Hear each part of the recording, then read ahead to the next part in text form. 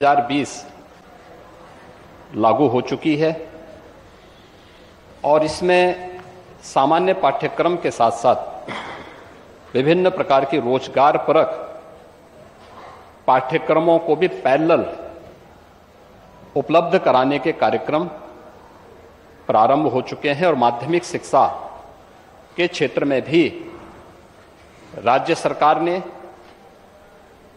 उस अभियान को आगे बढ़ाया है जिसमें सामान्य पाठ्यक्रम को जारी रखते हुए पैरामेडिकल का,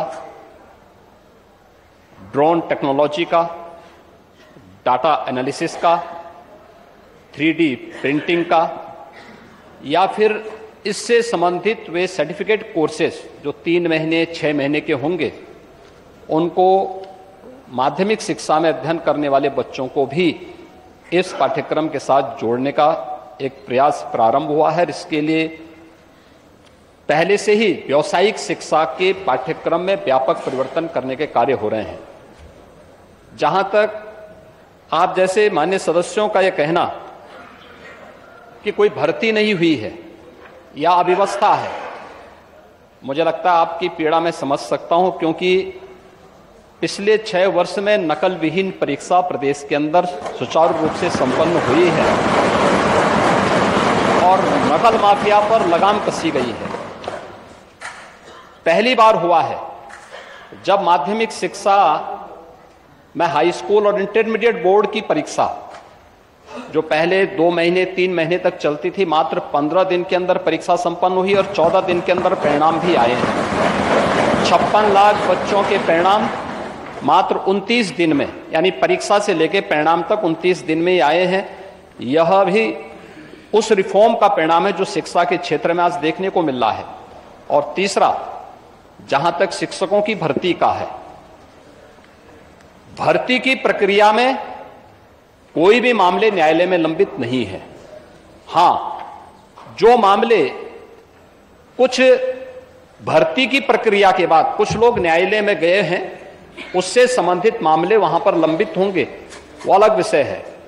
लेकिन 1,64,000 से अधिक शिक्षकों की भर्ती बेसिक और माध्यमिक शिक्षा में अकेले पिछले 5 वर्ष के अंदर इस सरकार ने किए हैं।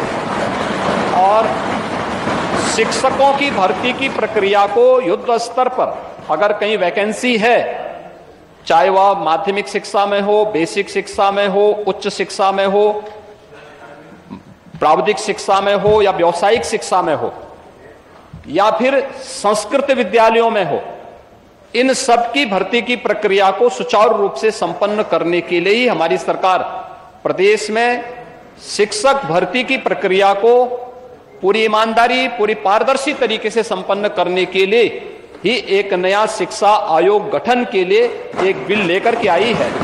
और मुझे लगता है बिल पर आपको भी अपनी बात को रखने का और उस पर चर्चा करने का अवसर प्राप्त होगा।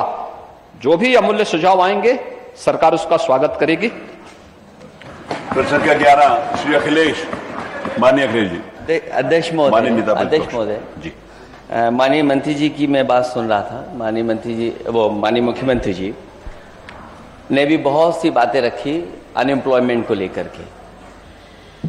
अध्यक्ष महोदय, मैं आपसे माननीय मुख्यमंत्री से केवल इतना जानना चाहता हूं कि उन्होंने नेशनल एजुकेशन पॉलिसी पे बताया जो आने वाली है, इनकी जो आ चुकी है, लागू होगी। मेरा केवल एक छोटा सा सवाल है कि 2017 से लेकर के 2022 में जो एज ग्रुप है 15 साल का, उसमें कितने बच्चों की संख्या बढ़ गई है? 2017 से लेकर के 2022 तक 15 साल के ग्रुप में बच्चों की कितनी संख्या बढ़ गई है? क्या उन बच्चों के भविष्य के बेहतर बनाने के लिए और उनको नौकरी रोजगार दिलाने के लिए आपके नेशनल एजुकेशन पॉलिसी के तहत और खासकर उत्तर प्रदेश की सरकार, डबल इंजन की सरकार, जो ये कहती है कि अनएम्प्लॉयमेंट रेशो हमारा ये है, एम्प्लॉयमेंट रेशो नहीं बताते, अनएम्प्लॉयमेंट रेशो ये है, तो वो क्या इन बच्चों की संख्या बताएगी सरकार? मैं अध्यक्ष महोदय माननीय मुख्यमंत्री से जानना चाहता हूं कि 2017 से 2022 के बीच में जो एज ग्रुप 15 साल का है वो संख्या कितनी होगी, कितने बच्चे आ गए होंगे उसमें?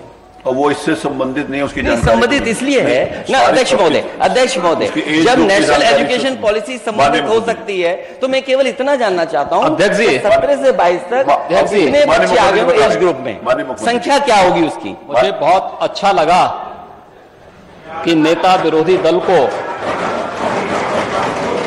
अब जनसंख्या की चिंता होने लग गई है।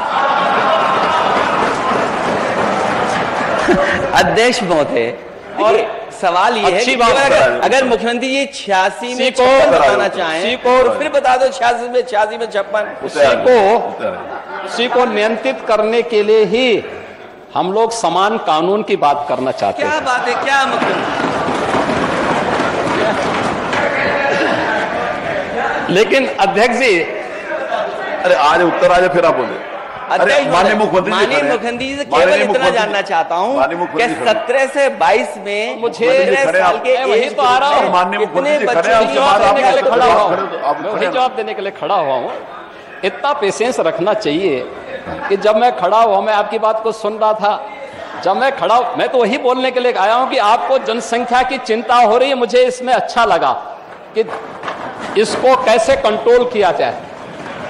मैं यद्यपि पहले भी सोच रहा था कि चलिए समाजवादियों में कुछ तो प्रोग्रेस हुई है, और प्रोग्रेस देखिए अच्छा है, प्रगति के बारे में सोचना चाहिए। ये 5 नंबर के प्रश्न में भी माननीय बेसिक शिक्षा मंत्री से इस प्रश्न पूछा जा रहा था, एक प्रदेश एक कोर्स एक मूल्य, यानी एक देश एक कानून, ये भी जोड़ देते तो और अच्छा होता।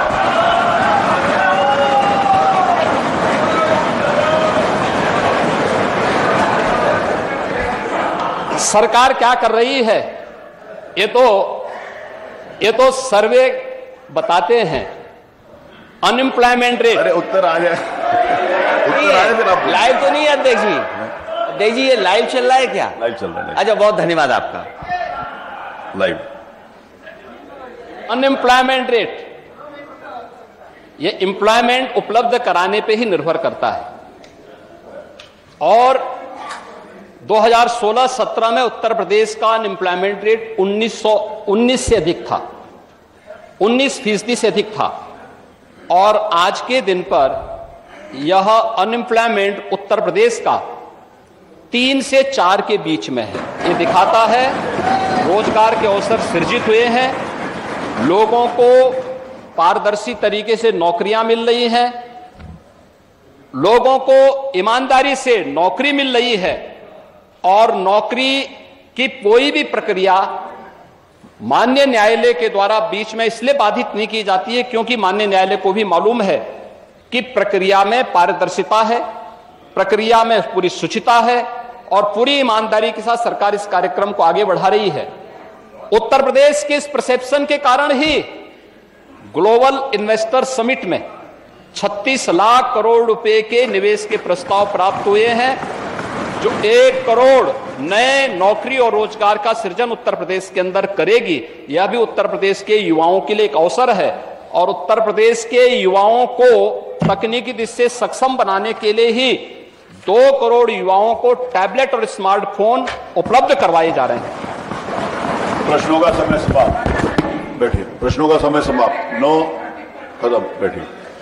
आज दिनांक 8 अगस्त उत्तर प्रदेश विधानसभा के माननीय सदस्य श्री सौरभ श्रीवास्तव निर्वाचन क्षेत्र वाराणसी कैंट, जिला वाराणसी, भारतीय जनता पार्टी के टिकट पर वर्तमान सभा में द्वितीय बार निर्वाचित हुए हैं। आपके पिता का नाम स्वर्गीय हरीशचंद्र श्रीवास्तव, हरीश जी। आपका जन्म 8 अगस्त 1975 को वाराणसी में हुआ था। आपने MBA तथा मार्केटिंग तथा सेल्स मैनेजमेंट डिप्लोमा तक शिक्षा ग्रहण की है। आपके जन्म दिवस पर अवसर पर मैं स्वयं और इस सदन की ओर से हार्दिक शुभकामनाएं देता हूं।